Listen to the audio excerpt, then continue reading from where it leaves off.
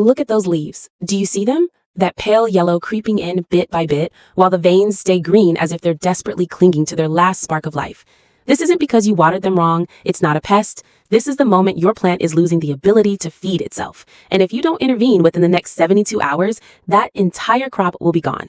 I'm not saying this to scare you. I'm saying it because I've seen it happen hundreds of times. For over 10 years, I've been tracing the footsteps of forgotten agricultural techniques.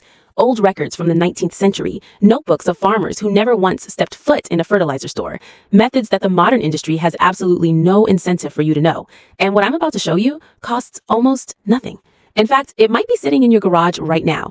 A handful of rusty nails, a bottle of white vinegar. That's it. Wait, don't turn off the video. I know what you're thinking, another folk remedy, right? But stay with me for just 60 more seconds, because what happens when you combine those two things isn't a trick. It's electrochemistry. It's the science of chelation. It is the exact same mechanism used by high-end iron fertilizers that sell for $30 to $40 a bottle. The only difference is they don't want you to understand it. I have personally witnessed plants that were nearly dead within 3 days start pushing out deep green leaves like nothing ever happened. It's not recovery, it's a reconstruction. And once you understand why it happens, you will never look at soil the same way again. But this story doesn't start with me. It starts with farmers who had no choice but to become scientists if they wanted to survive the next season. And what they discovered was buried not because it was wrong, but because it was too cheap to be an industry. And once you hear the actual numbers of the market that this secret threatens, you'll understand why it was forgotten. In the mid-19th century, throughout the rural landscapes of France and Germany, there was a phenomenon that no textbook could explain, because at the time, no textbooks even mentioned it.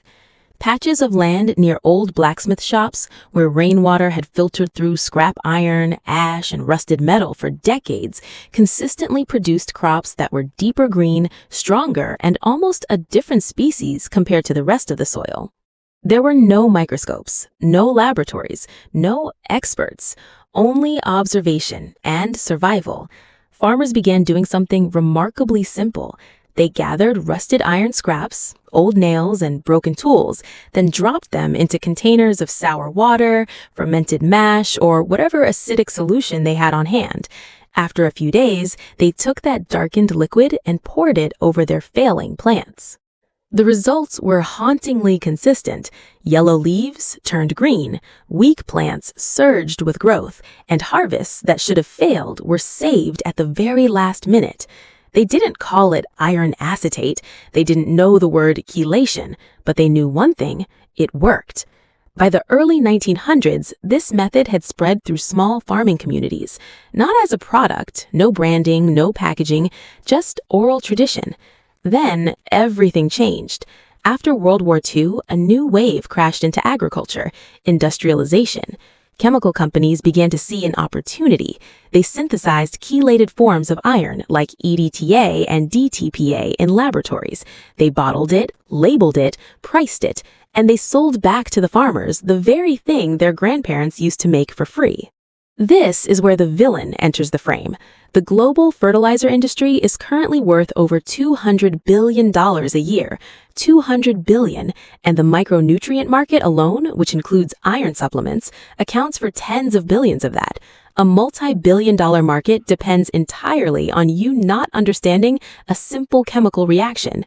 Do you see the pattern yet? A nearly free solution disappears. A bottled product appears. Price: $30 to $40 for something you can create in 24 hours. And that multi-billion-dollar industry has absolutely no reason to remind you that the original solution ever existed. It wasn't because it didn't work, it was because it couldn't be sold. This is what you need to understand, because it repeats in everything you see in modern gardening. Knowledge doesn't disappear because it's wrong, it disappears when it's no longer profitable. And in this case, what was buried wasn't just a hack, it was a scientific principle that, if understood correctly, reveals that most of what you're being sold is just a repackaged version of what you already have. But to see that clearly, you need to understand the one thing the fertilizer industry hopes you never truly grasp: why a rusty nail, when driven into the ground, is completely useless, and why that same nail, when placed in vinegar, becomes something that can resurrect a plant in 3 days. This is where most people, even longtime gardeners, make a mistake. And to be honest, it's a very logical mistake. The plant needs iron. A rusty nail is iron. So just stick the nail in the dirt and call it a day, right? It sounds reasonable, but in reality, it does nothing, almost zero. And the reason behind this is exactly what the fertilizer industry understands perfectly and what they never fully explain to you: bioavailability. It doesn't matter how much nutrition is in your soil if the plant can't absorb it. Imagine being locked in a room full of food, but everything is behind a thick pane of glass with no door. You can see it, you know it's there, but you still starve to death. That is exactly what is happening to your plants. Iron in a rusty nail exists as iron oxide, a solid, stable structure. Plant roots don't have teeth. They can't bite into metal. They can only absorb water-soluble ions with specific chemical structures small enough to pass through cell membranes. A piece of iron sitting in the soil is, nutritionally speaking, invisible. This is why you can have incredibly rich soil, yet your plants still die from nutrient deficiency. It's not because the soil is lacking, it's because the plant can't access it. And here's the part that gets frustrating if you really think about it. The multi-billion-dollar fertilizer industry isn't selling nutrients, they are selling accessibility. They aren't just selling iron, they are selling a form of iron that the plant can use immediately, and they price it at $30 or $40 a bottle while the raw materials are scattered across your garage. Midway through this, I need you to understand one thing, and this is the moment where, if you grasp it, you will never go back to your old ways. You are no longer just a gardener. You are becoming the controller of the chemical reactions happening in your soil. And when you look at it that way, everything changes. Because the problem was never a lack of iron. The problem was that the iron was locked. So the real question is, how do you unlock it? This is where a simple bottle of 5% vinegar begins to do exactly what a multi-billion-dollar industry profits from every single day. When you drop those rusty nails into the vinegar, you aren't just gardening anymore. You are triggering a chemical reaction that, if you look at it correctly, is identical to what happens inside fertilizer manufacturing plants. And that dark liquid beginning to form in your jar, it isn't dirty water. It is the key. When those rusty nails hit the vinegar, the reaction begins almost immediately. You'll see tiny, microscopic bubbles clinging to the metal surface. It's not loud, it's not explosive, but it is the first sign that the structure of the iron is being broken down. The white vinegar you buy at any store is actually a solution of about 5% acetic acid. It isn't strong, it isn't dangerous if used correctly, but it's enough to do one incredibly important thing: strip the iron away from its locked state. The rust on the nail is chemically Fe2O3, iron oxide. In this state, as you've seen, the plant cannot use it. But when the acetic acid makes contact, a process occurs. The acid molecules begin breaking the bonds within the iron oxide, pulling the iron ions out of their solid structure and holding them within the liquid. The result? A new compound is formed, iron acetate. And here is the part that most fertilizer labels will never explain to you. Iron acetate is a form of iron that has been naturally chelated. This means the iron ion is surrounded by organic molecules, keeping it stable, water-soluble, and, most importantly, small and compatible enough for the plant roots to absorb directly. This isn't just theory. This is the exact same principle that commercial chelated iron products use. The only difference is that in a factory, they use industrially synthesized substances like EDTA or DTPA to wrap the iron ion. Then they bottle it, label it, and sell it to you for $30 to $40. And you just created a compound with the same functional capacity through a 24-hour reaction at a cost of nearly zero. This is where the story gets uncomfortable if you look at it straight on. The global fertilizer industry is worth over $200 billion. Within that, micronutrient products, including chelated iron, account for tens of billions. And an entire segment of that multi-billion-dollar market exists solely because you don't know that you can create the same thing in a glass jar. It's not kind of the same, it's the same principle, the same absorption mechanism. Are you seeing the pattern repeat for the third time now? A free solution, a $40 product, a multi-billion-dollar market keeping you from ever connecting the two. But there is an even deeper layer. If you don't understand it, you're still only treating the symptoms. Because the real question isn't just how to provide iron. The question is, why is your soil, which already contains iron, starving your plants to death? The answer lies in something you almost can't see, yet it controls the entire ecosystem beneath your feet. Soil pH. And once you understand that, you'll realize that the dark brown liquid in your jar isn't just fertilizer. It is a precision delivery system designed to crack an invisible safe. Most people look at a garden and see soil, but the factor that truly decides whether a plant lives or dies is something they cannot see: pH. It's a small number, usually ranging from 5 to 8 in most gardens, yet it controls the entire ability to unlock nutrients in the earth.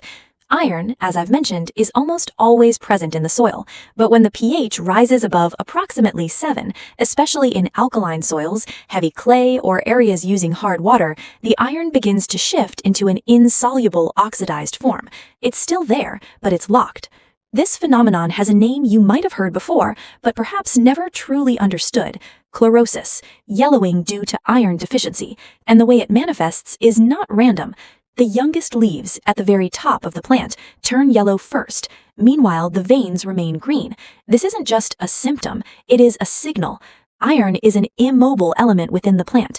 Once it enters a cell, it stays there. It cannot be relocated. So when the supply is interrupted, the plant cannot withdraw iron from old leaves to feed the new ones. The result? The youngest parts die first. But what's truly alarming isn't the yellow color, it's what that yellow represents.